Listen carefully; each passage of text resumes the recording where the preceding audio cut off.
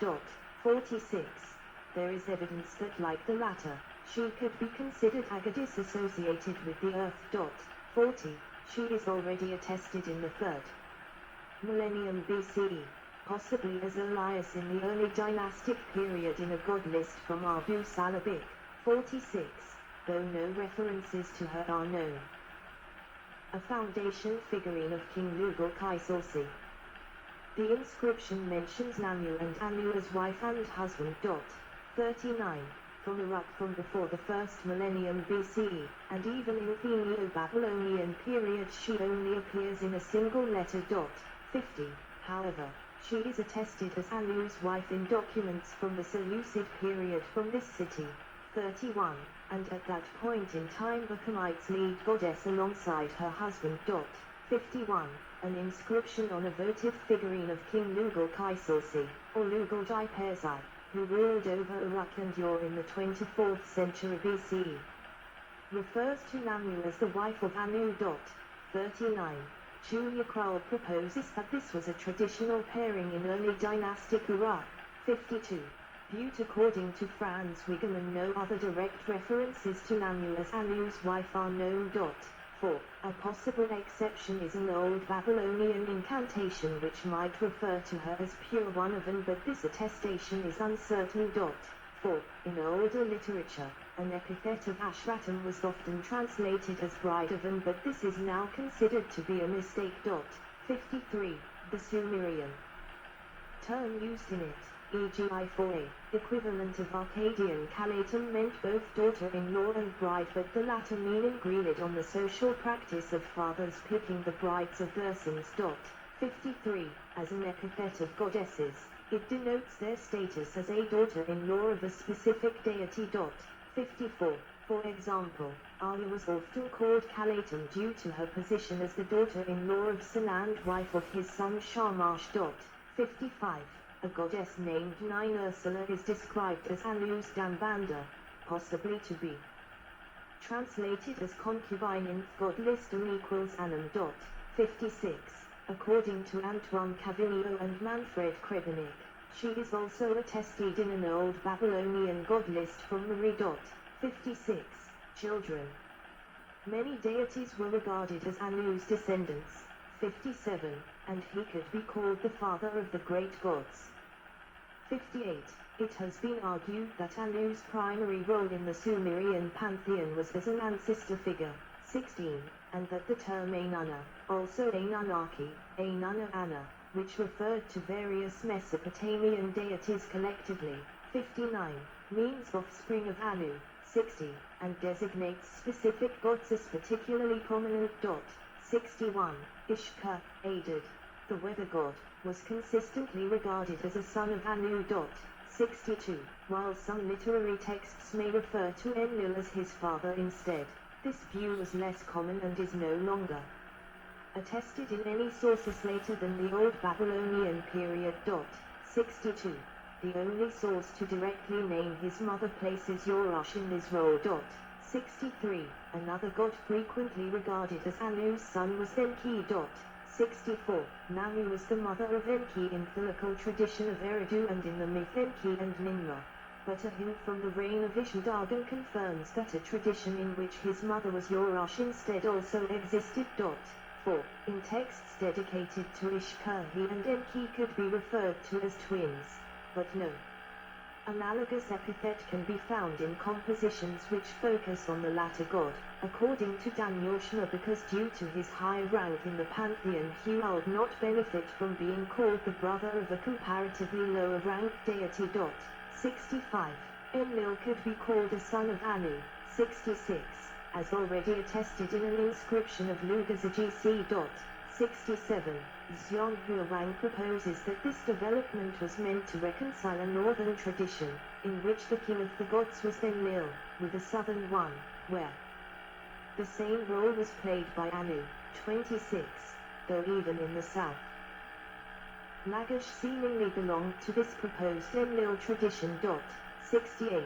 Another source which presents Enlil as a new son is the myth Enki and the World Order, which also specifies that he was the older brother of Enki.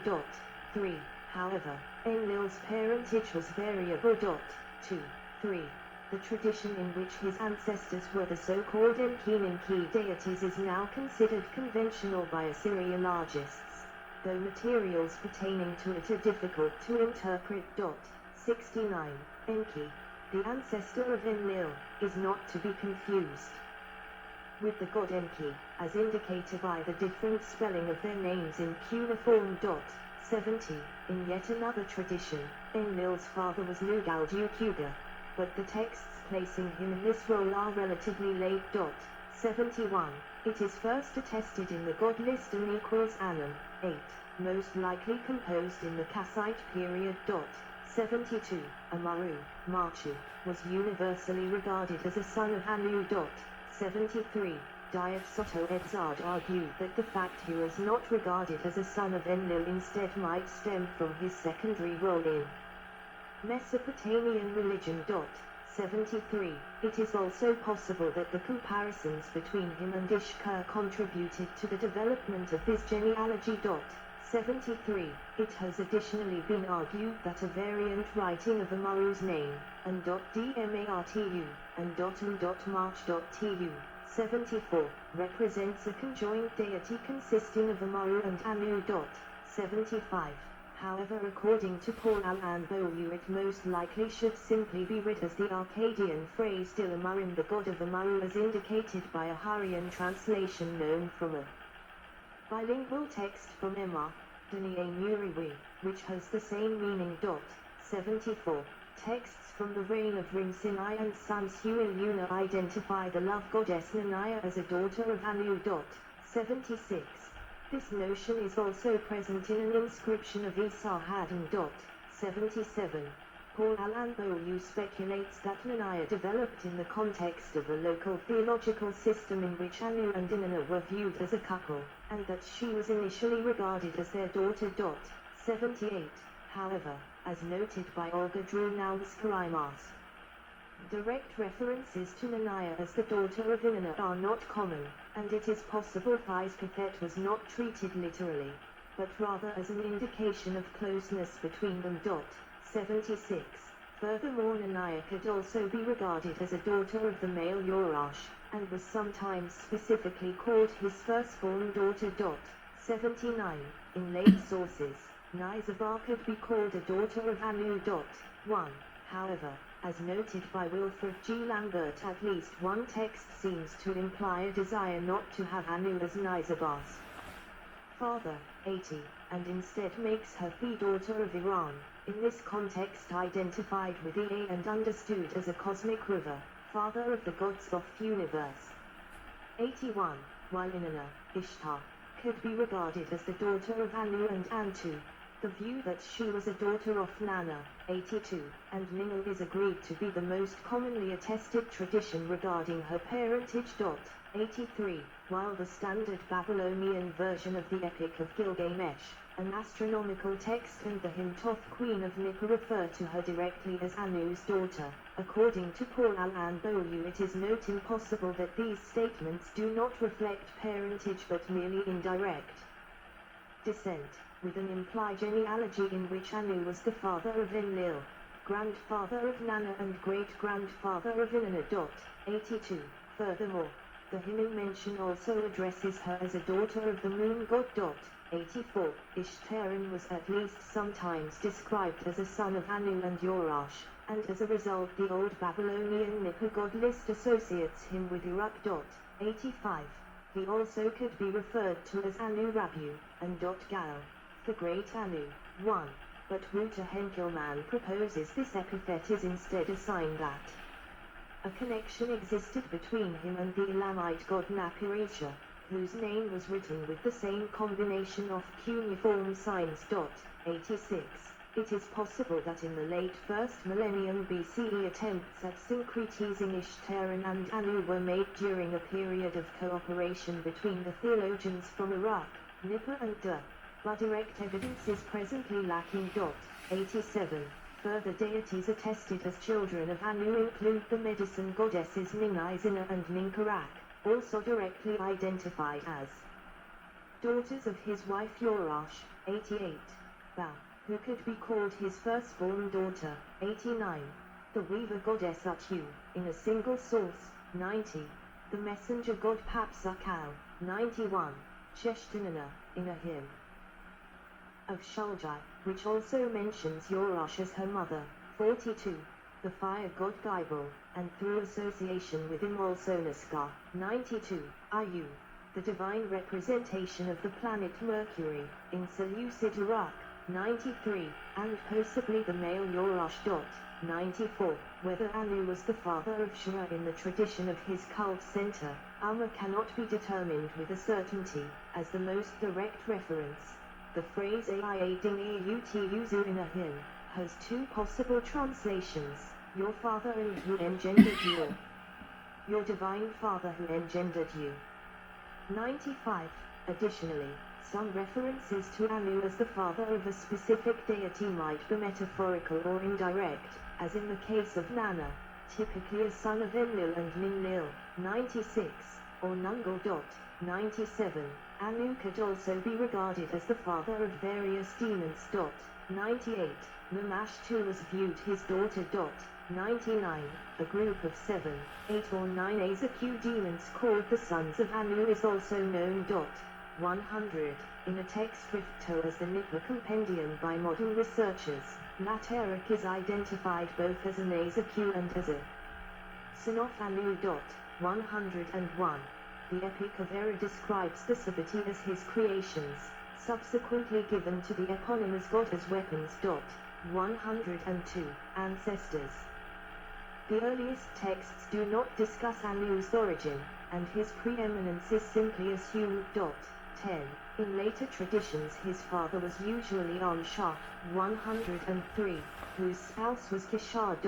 104. Another tradition most likely regarded Alana and Bulilai as his parents. 105. A larger group of his ancestors, arranged into multiple generations, is known from mythological and scholarly sources. 48. Wilfred G. Lambert coined the term Theogony of Anu to refer to arrangements of these deities collectively. 70. At least 5 versions are known from incantations, though in 3 out of 5 the first pair are Duri and Dari, and the last Alana and Bulilai. 70. A slightly different version is known from the god list and equals Anum, though there are differences between individual copies as well. 106. Lambert proposes that initially at least 2 different traditions existed, but they were later combined into a list patterned on those associated with Enlil. 107. At least in some cases long lists of divine ancestors were meant to help avoid the implications of divine incest, which were hard to reconcile with strong incest taboos attested from various periods of Mesopotamian history. 108. Duri and Dari likely represented time understood as a primary force in creation, and their names are derived from an Akkadian phrase meaning ever and ever. 47. The pairing of Alana and Bulilai was most likely based entirely on both of their names being iterative, and elsewhere they occur in unrelated roles independently from each other. 109. Further attested pairs of deities regarded as ancestors of Anu include Iga and Gara, whose character is unknown. 47. Lamu and Lahamu, derived from the name of a type of aquatic mythical creature. 47. 2 deities whose names were written logographically as Dalam, possibly presenting another of the known pairs or associated with the underworld. 110. And in Urula and Nine Urula, the Lord and Lady of the Primeval City, whose inclusion in Anu's family tree most likely reflected the importance of the city in ancient Mesopotamian thought. 111. The genealogy of gods presented in the Enma Eli is a derivative of the lists of Anu's ancestors from earlier sources. 70. The pairs listed in this composition are Apsu and Tiamat, Lamu and Lahamu, and Anshar and Kishar. 70. The first of them is not attested in any earlier sources. 1. The god Liston equals Anum refers to Namu as the mother who gave birth to heaven and earth. Damar to Enki. but as noted by Franz Wigemann, the terms An and Ki were most likely understood collectively in this case. 112. A similar reference is known from an exorcism formula assumed to predate the Middle Babylonian period. 113. There is no indication that this act of creation involved a second deity acting as Nanu's spouse. 112. She appears in a variant of Anu's genealogy in An equals Anan, though as remarked by Lambert, she was